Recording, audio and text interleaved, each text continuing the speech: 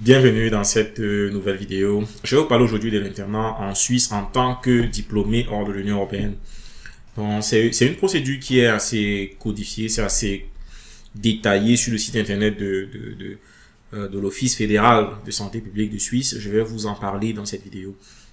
J'ai fait cette procédure moi-même quand j'ai terminé le second cycle à l'Université de Paris.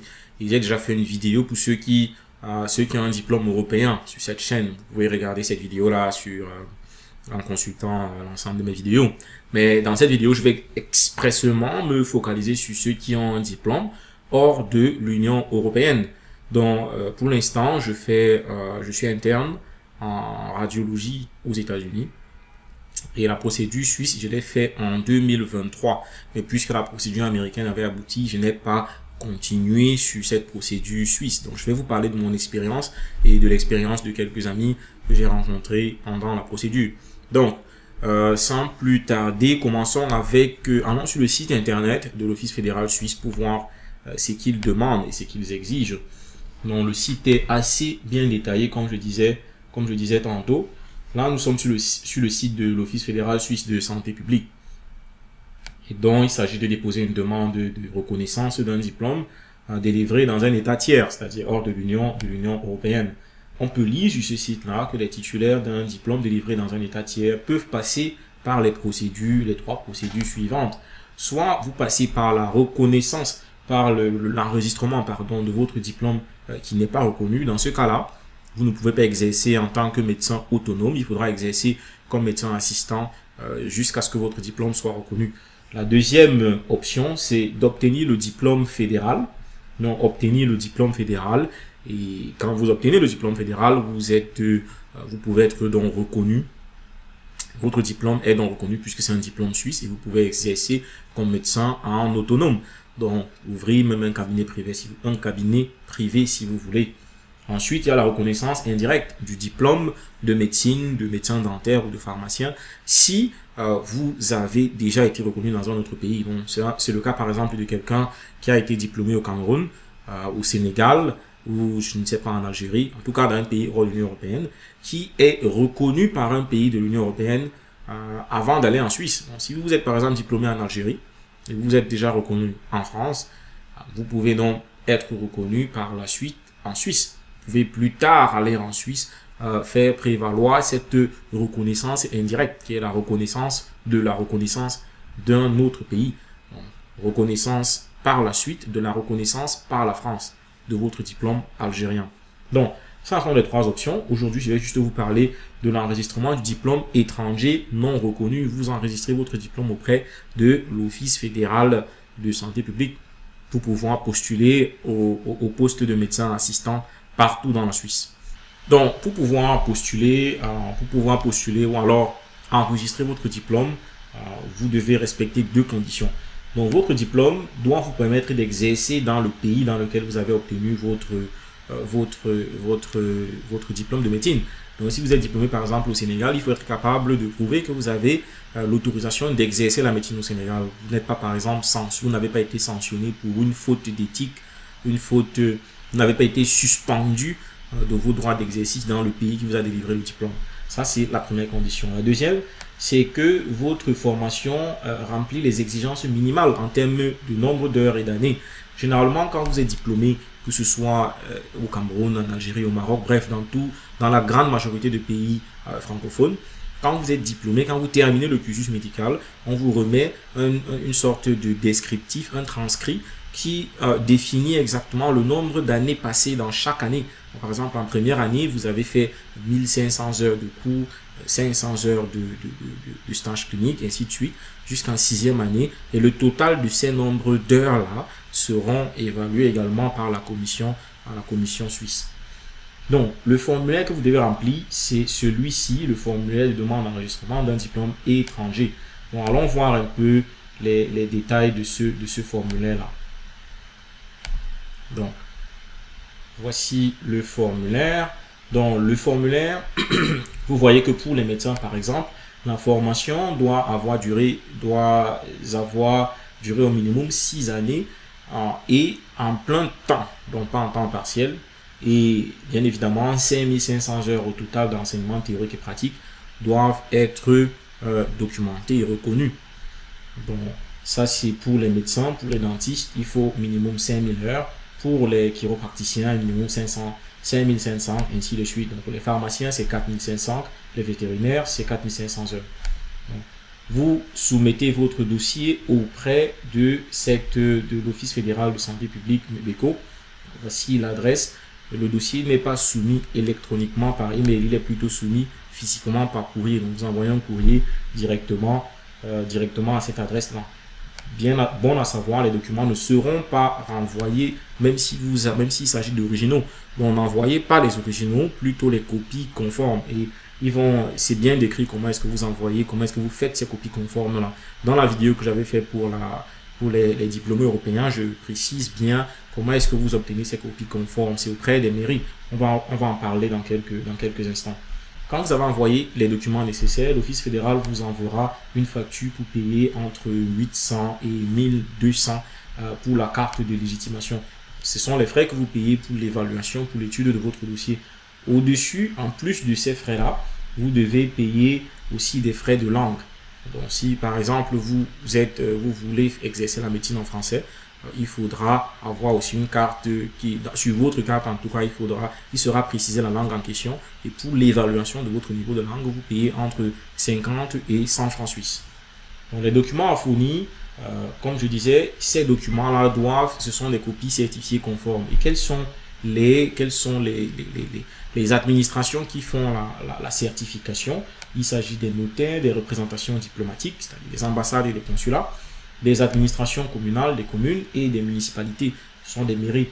Quand je faisais cette procédure, j'ai utilisé des mairies. C'est plus rapide, c'est plus direct et c'est accepté par l'Office fédéral. Donc, si vous utilisez des interprètes, vous utilisez des banques, des caisses d'épargne, des hôpitaux ou même votre faculté, ces documents ne seront pas reconnus. La plupart du temps, quand on veut certifier un document, on passe directement par la faculté qui a délivré le document. Mais pour cette procédure, il faut plutôt passer par des administrations publiques comme des mairies ou des ambassades et des consulats. Donc, bien évidemment, il faudra envoyer votre pièce d'identité, un curriculum vitae, une lettre de motivation, sans oublier des éventuelles références suisses. Ça, c'est vraiment très important. Pour ceux qui font cette procédure, c'est une procédure assez compétitive, mais la compétitivité, c'est surtout quand vous postulez, pas quand vous demandez l'enregistrement de votre diplôme. Mais je précise juste que si vous avez des références suisses, vous pouvez les envoyer quand vous envoyez le dossier à l'Office fédéral, mais c'est surtout important de les envoyer quand vous postulez déjà auprès des hôpitaux. On va revenir sur la procédure pour postuler directement auprès des hôpitaux. Dans le diplôme, il faudra une copie avec authentification certifiée, une copie certifiée conforme. Et bien sûr, la traduction aussi doit être certifiée et conforme. Là, vous voyez Scope of Practice. C'est une copie qui certifie que vous avez l'autorisation d'exercer la profession médicale, dentaire ou pharmacien dans votre pays d'origine ou alors le pays qui vous a délivré le diplôme de médecine. Si l'attestation n'est pas rédigée en français, allemand ou italien ou en anglais, bien évidemment, il faudra faire la traduction et avoir une copie conforme de cette traduction. J'ai déjà parlé des exigences d'heures de formation. Pour les médecins, il s'agit de 5500 heures, les dentistes de 5500, les pharmaciens de 4500, ainsi de suite. Voilà. Les connaissances linguistiques, comme je disais tantôt, il faut avoir une connaissance linguistique minimale pour chaque langue. Pour le français, il s'agit d'un niveau B2 minimum. Pour l'allemand, c'est pareil, il s'agit d'un niveau B2 minimum. C'est pas tout le monde qui est obligé, c'est pas à tout le monde qu'on demande de faire le test de langue. Si vous avez un diplôme universitaire, c'est-à-dire votre diplôme de fin de second cycle de médecine, ou même un diplôme de spécialiste dans une des 3 langues, c'est-à-dire français, allemand, italien, alors vous pouvez directement vous inscrire pour la langue concernée sans plus faire le test de langue en question, sans faire le test de langue de français par exemple. Aussi, si vous avez une expérience professionnelle de 3 années, au cours des 10 dernières années, dans une profession médicale, dans une de ces langues-là, dans une profession médicale, dentaire ou pharmacien, dans une de ces langues-là, vous n'êtes pas obligé de faire le test de langue. Comme je disais, les 3 langues, c'est l'allemand, le français et l'italien. L'anglais ici ne compte pas comme une des langues officielles en Suisse. Vos documents peuvent être en anglais, ils seront acceptés, mais pour prouver que vous pouvez exercer la médecine dans une des langues suisses. Il s'agit des 3 langues officielles, le français, l'allemand et l'italien. Donc une remarque aussi très importante, c'est qu'il est possible de demander une langue. Quand vous vous inscrivez pour la première fois, quand vous demandez d'enregistrer votre diplôme pour la première fois, vous vous inscrivez pour une seule langue. C'est par la suite que vous devez, si vous voulez ajouter une autre langue, qu'il faudra utiliser un outil en ligne qu'ils appellent OFSP, que vous allez utiliser pour ajouter d'autres langues, bien sûr en payant les frais supplémentaires de 50 à 100 $. Donc, ici aussi, je précise que la Suisse est un pays qui a ces 3 langues officielles, français, italien, allemand, mais l'allemand est la langue la plus parlée de très loin. Donc ensuite, il y a les données relatives au diplôme. Il faut avoir un de ces diplômes. On a déjà parlé des données professionnelles. Tout le reste, c'est plus ou moins la formalité du dossier. C'est plus ou moins formel. Il faudra juste remplir ces cases-là. Ensuite, il faudra, donc, quand vous avez envoyé tout cela, vous avez payé. Donc, quand vous avez envoyé tous les documents, votre diplôme a été enregistré, vous avez payé les frais d'enregistrement de diplôme entre 800 et 1000 $, et 1000 francs suisses, pardon. Et vous avez également payé les frais de langue entre 50 et 100 francs suisses. Vous avez une carte de légitimation qui vous sera envoyée à l'adresse correspondante, soit une adresse que vous avez donnée en Suisse, soit une adresse que vous avez donnée dans votre pays d'origine. Il faudra bien sûr communiquer avec l'Office fédéral suisse. Il y a un email, il y a un numéro qui vous permettra de communiquer avec l'Office fédéral et vous serez en possession de cette carte de légitimation là. Maintenant, la prochaine étape sera de postuler directement auprès des hôpitaux. Il n'y a pas une plateforme centralisée où vous postulez auprès des hôpitaux.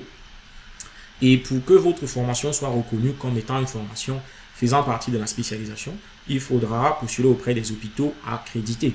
Et il y a un site pour cela. Il y a un site qui répertorie tous les hôpitaux accrédités, c'est le registre des établissements de formation postgradués certifiés. Donc, allons sur ce site-là pour voir un peu comment il se présente. Supposons par exemple que vous voulez faire la spécialisation en chirurgie. Disons que vous voulez faire la spécialisation en chirurgie. Vous pouvez juste saisir chirurgie, vous recherchez tous les hôpitaux qui offrent une formation en chirurgie. Ça, ce sont tous les hôpitaux en Suisse qui offrent cette formation-là. Et je précise aussi que les hôpitaux sont classés en catégories. Catégorie A, catégorie B, catégorie C. Là, je ne vois pas d'hôpitaux catégorie C pour la chirurgie. Je ne vois pas d'hôpitaux catégorie C, mais il y a des hôpitaux pour d'autres spécialités qui sont classés catégorie C. Donc, vous devez faire, pour chaque spécialité, il faut savoir le nombre de temps, le nombre d'années à faire dans chacune des catégories. Il y a des spécialités où on va par exemple vous demander 3 années en catégorie A, 2 années en catégorie B et 1 année en catégorie C, et ainsi de suite. Il faut avoir le document, il faut lire suffisamment sur la spécialité qui vous intéresse pour connaître le parcours de formation. Et où est-ce que vous avez ce document-là qui vous permet de connaître, en détail les éléments sur votre spécialité? C'est sur ce site, c'est sur ce même site-là. Donc, allons sur la description, par exemple, d'un hôpital français. Je vais aller sur le site des hôpitaux universitaires de Genève. Donc, ça, c'est le descriptif du service de chirurgie viscérale, qui est un hôpital de catégorie A des hôpitaux universitaires de Genève. Et si on part sur le concept de formation postgraduée, on affiche le contenu. Là, vous avez un document PDF qui résume un peu la formation de chirurgie à l'hôpital universitaire de Genève. Donc, ils vont plus ou moins préciser le nom de l'établissement, la catégorie de l'hôpital. 4 années, vous pouvez faire 4 années dans cette université, dans cet hôpital pour la formation en chirurgie. Souvent, ils détaillent aussi les conditions, les prérequis pour avoir un poste dans cet hôpital-là. Heureusement, ils le précisent, mais ce n'est pas dans tous les documents de tous les hôpitaux que vous aurez les précisions sur la candidature. Donc, pour candidater, par exemple, en chirurgie dans cet hôpital, il faudra le faire entre le 1er avril et le 30 septembre. Il faudra envoyer votre candidature à cet email, chirurgie, chircommission.engagement@cege.ch. Et bien évidemment, les éléments qu'il faudra envoyer dans votre dossier, les éléments qu'il faudra envoyer, c'est lettre de motivation, CV, les notes du bachelor, c'est-à-dire du premier cycle et du second cycle master en médecine. Et si vous avez bien évidemment déjà le diplôme fédéral, il faudra aussi envoyer celui-là. Les rapports de stage lui sont très importants. Si vous voulez par exemple faire chirurgie, il faut envoyer les rapports de stage de chirurgie dans votre pays d'origine. Si vous avez fait plusieurs stages de chirurgie avec des bonnes lettres de recommandation, des bons rapports de stage, c'est aussi une très bonne chose. Et les lettres de recommandation, même si elles sont optionnelles, il faut essayer d'avoir ces lettres de recommandation. Même si vous avez des lettres de recommandation uniquement de votre pays, c'est toujours mieux que de n'avoir aucune lettre de recommandation. Si vous pouvez faire un stage en Suisse, ou alors un stage dans un pays européen, faites-le et essayez d'avoir la lettre de recommandation de ces chefs de service-là. Même s'il s'agit, ça c'est aussi très important, si vous faites même une mission humanitaire dans votre pays d'origine, essayez d'obtenir des lettres de recommandation des médecins de ces missions humanitaires-là. Elles seront toujours importantes pour votre dossier. Donc ça c'est un peu l'ensemble de ce qu'il faut faire pour postuler pour la chirurgie dans les hôpitaux universitaires de Genève. Je vous invite à regarder la spécialité qui vous intéresse sur ce site-là et sur le registre des établissements de formation postgraduée certifiés. Essayez de regarder les adresses email qui seront importantes pour envoyer des emails de candidature, les dates limites et ainsi de suite pour pouvoir postuler. Comme je disais au départ, il n'y a pas de date limite officielle pour tous les programmes. Chaque programme en fonction de ses besoins, va lancer des appels d'offres. Même si il n'y a pas un appel d'offres lancé, contactez la personne responsable, le chef de service ou alors le responsable des ressources humaines pour demander s'ils sont à la recherche d'un médecin assistant. Avec un peu de chance, vous pourrez tomber sur les hôpitaux qui sont dans le besoin. Comme si je dois résumer la procédure, il faudra enregistrer votre diplôme auprès de l'Office fédéral de santé publique, le BECO. Il faudra enregistrer votre langue d'exercice, français, allemand ou italien. Il faudra envoyer ces documents-là auprès de MEBECO qui vont enregistrer. Il faudra payer les frais nécessaires pour l'enregistrement du diplôme et pour la langue. Et après cela, il faudra donc chercher individuellement les hôpitaux sur la plateforme des registres d'établissement. Il y a aussi des hôpitaux qui ne sont pas accrédités qui peuvent vous intéresser. Il y en a qui commencent d'abord par faire par exemple 1 ou 2 années dans les hôpitaux non accrédités avant d'intégrer les programmes accrédités pour pouvoir avoir cette expérience préliminaire en Suisse. Donc, si vous avez par exemple fait 1 année ou alors 6 mois dans un hôpital non accrédité, avec des lettres de recommandation suisses, c'est plus facile pour vous d'intégrer un programme accrédité par la suite. Il y en a même qui, au lieu de venir faire directement, je ne sais pas, la cardiologie ou la chirurgie, des spécialités compétitives, ils commencent par exemple par faire d'abord 1 année de médecine interne, 1 année de psychiatrie, juste pour maîtriser l'environnement, avoir des lettres de recommandation appropriées avant de postuler pour ces formations compétitives-là. Donc j'espère qu'avec cette vidéo, vous avez un peu un aperçu pratique de comment faire pour postuler pour l'internat en Suisse. J'espère que vous avez un tout petit peu bénéficié, de quelques éléments ou de quelques astuces nécessaires. Et sur ce, je vous dis à très bientôt et surtout, bonne chance.